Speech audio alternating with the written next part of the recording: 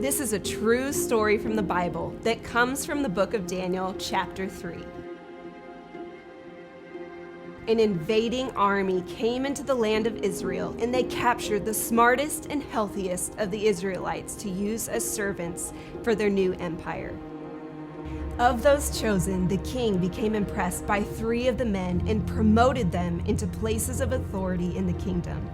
These men were Shadrach, Meshach, and Abednego.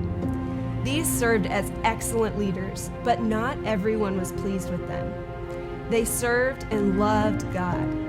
Other leaders in the kingdom became jealous and created a plot in order to kill the men. They convinced the king to create a giant statue of himself out of gold and have everyone in the kingdom bow down to it.